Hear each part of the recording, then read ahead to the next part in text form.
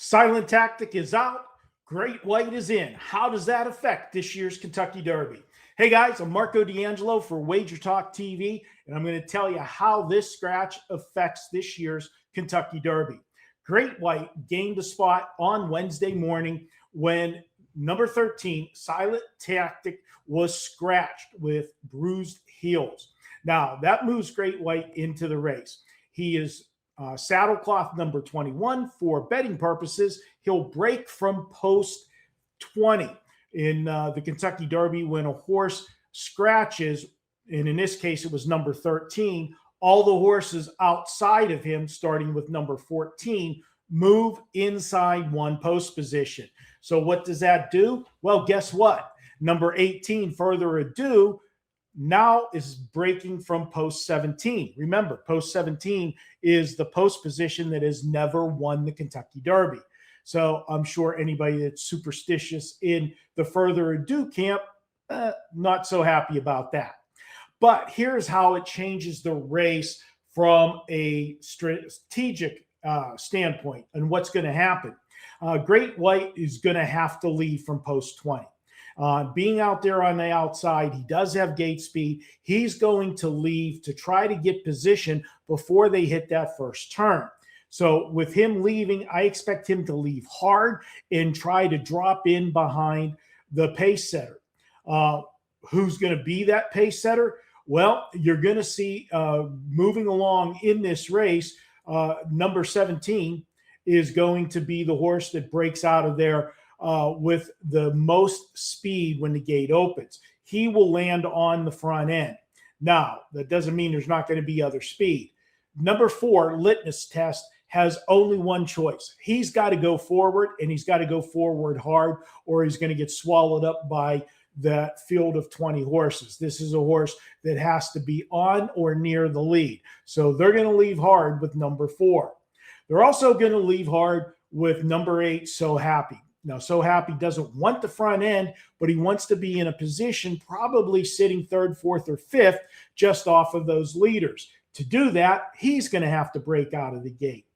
Also, same horse that he raced against in California in the Santa Anita Derby, number 14, Potente, he's got the same trip in mind. He's going to break from post 14 and look to drop in somewhere between 3rd, 4th, and 5th. So you've got 2 more horses leaving for post position.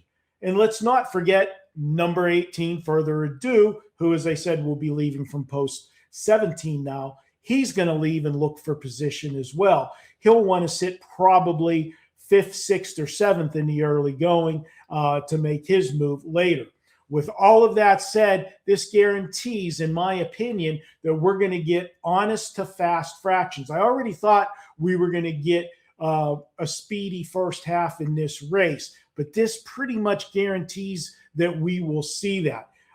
If you're someone betting the closers, this is a benefit to you. The faster they go the first half of the mile, the slower they come home the last half of the race. And that sets up for closers coming from behind. What it also does is when you have faster fractions in the early going, it has a tendency to string the field out. When you string the field out, it creates less traffic problems.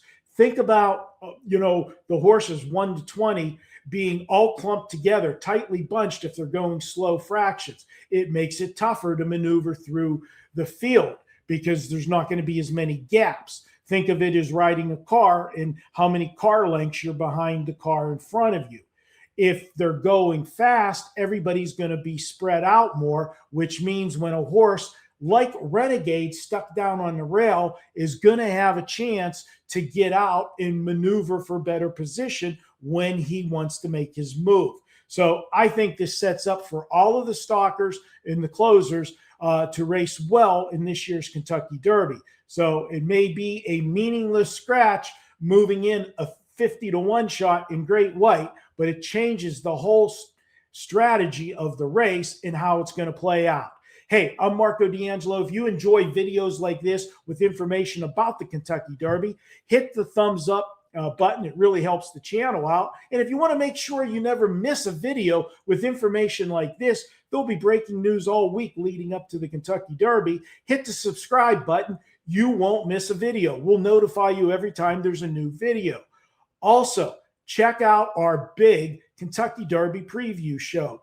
Myself, Kelly in Vegas, and Sean Alvarez break down the Kentucky Derby for you. We give you our picks, our live long shots, and break down the race, how we think it's going to play out. Until next time, I'm Marco D'Angelo. I'll see you in the winner's circle.